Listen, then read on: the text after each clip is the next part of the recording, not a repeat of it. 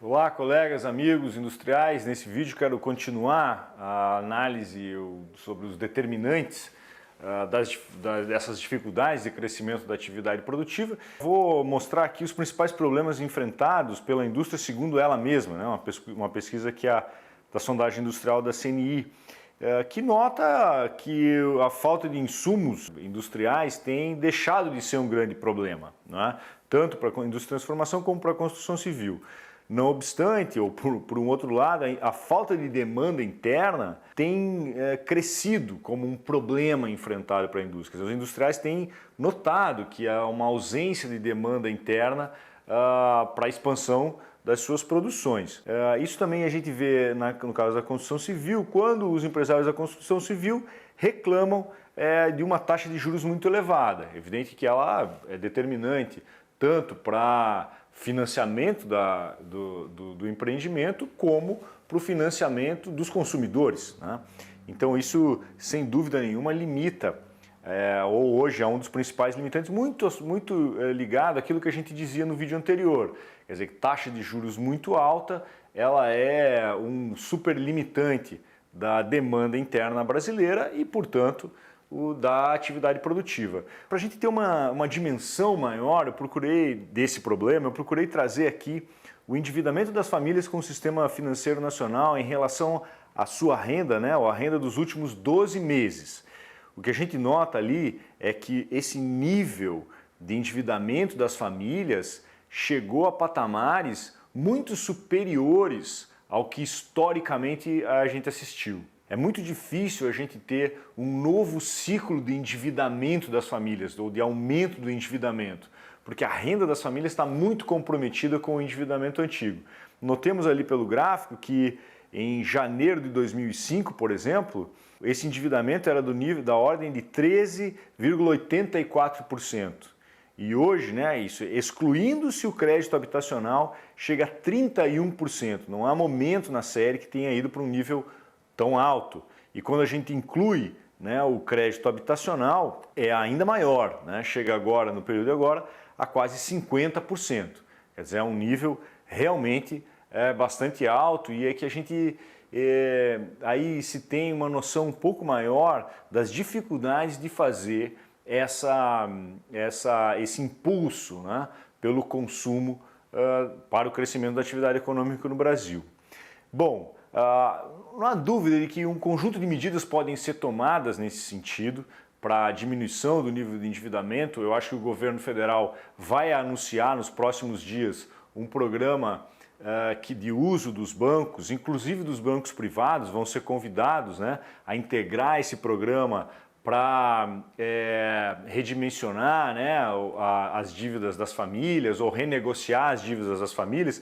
Certamente os bancos públicos vão ser utilizados para isso, mas o fato essencial é que se a taxa de juros não cai, o processo de aumento do consumo também tende a ter um impacto muito pequeno.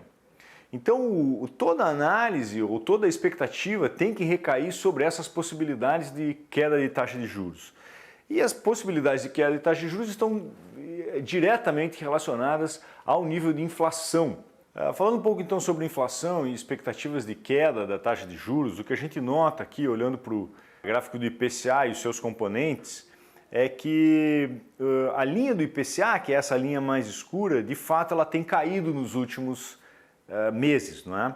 E essa queda tem sido puxada por essas duas linhas, uma em cinza, outra em verde, que estão bem abaixo do nível do IPCA, mas também sobre a linha laranja, que também tem mostrado uma queda.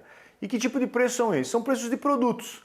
Quer dizer, com a melhora das cadeias produtivas e uma queda na tributação, isso empurrou, né, o nível de preços desses bens para baixo. Então os alimentos têm muito a ver com o mercado internacional, expectativas de recessão mundial e melhora das cadeias produtivas fizeram com que os preços dos alimentos caíssem. No caso dos transportes e também dos bens de habitação, você tem os transportes muito influenciados pela queda da alíquota de combustível e pelos preços internacionais dos combustíveis, que empurraram o nível de preços de transportes muito lá para baixo, ali em verde. E no caso da habitação, especialmente a eletricidade, foi um componente do índice de habitação que caiu muito. Caiu muito porque a alíquota sobre eletricidade também caiu significativamente. Bem, mas a inflação ainda está sendo muito influenciada, o IPCA está sendo muito influenciado por serviços, né? Quer dizer, o consumo de serviços no Brasil ganhou potência nos últimos meses porque as famílias ainda ganharam renda ou aumentou o nível de emprego e isso tem feito com que as pessoas saiam e consumam mais serviços. Isso tem feito com que os preços de serviços ainda estejam crescendo e o crescimento desses preços influencia, por sua vez, a própria renda das famílias e isso acaba gerando uma tendência, né, à manutenção de um processo inflacionário. Quer dizer, as famílias veem que os preços dos bens que elas consomem estão subindo, se mantêm subindo e tendem a querer, né, reajustes salariais que acabam gerando um processo inflacionário. Então, essa é uma grande dificuldade presente da economia do Brasil para a queda de taxa de juros. Quando a gente olha os dados de expectativas de inflação, que estão mostrados aqui ali na parte direita da lâmina, a gente vê que as expectativas de inflação têm piorado muito, né? E essas expectativas piorando são também uma informação ruim para as nossas expectativas sobre taxa de juros. Por quê? Porque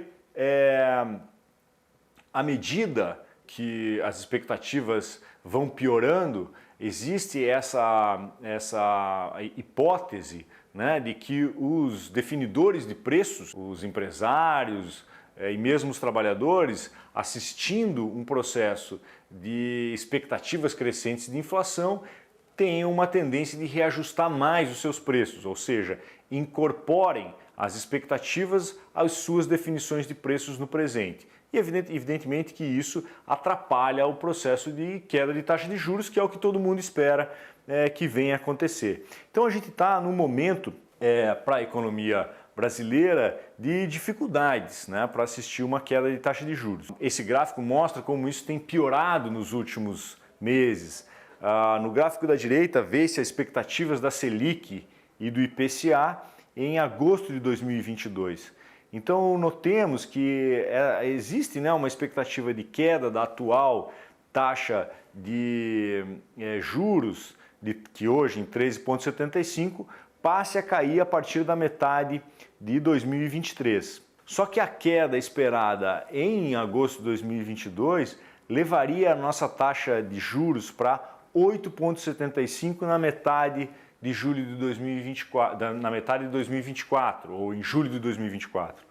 Hoje, essa mesma expectativa é de que a gente chegue em julho de 2024 com taxa de juros de 10,5%. Em outras palavras, ou resumindo muito, a queda da taxa de inflação ainda encontra nos serviços, né, uma resistência muito grande aqui dentro do Brasil e a gente também tem especialmente uma mudança nas expectativas sobre a inflação futura que podem contaminar a inflação e dificultar o trabalho do Banco Central em fazer realmente cair a taxa de juros. Bom, mas por que as expectativas têm piorado? Elas têm piorado especialmente por causa de mudança de governo e das medidas anunciadas pelo governo nos últimos meses sobre como deve conduzir e gerir a economia brasileira. Eu diria que é importante ter em mente que essas expectativas podem se reverter.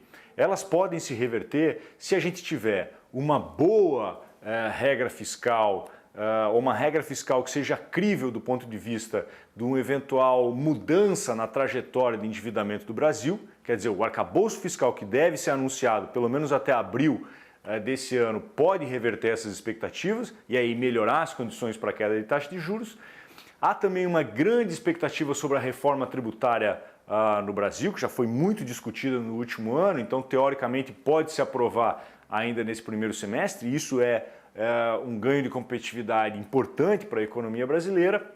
E também pode ser que a inflação real venha bem comportada nos próximos meses. Caso isso aconteça, também pode mudar essa tendência a ter expectativas de inflação mais altas.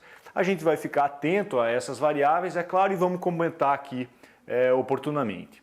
Então é isso, obrigado e continue depois com uma breve análise sobre a economia do resto do mundo.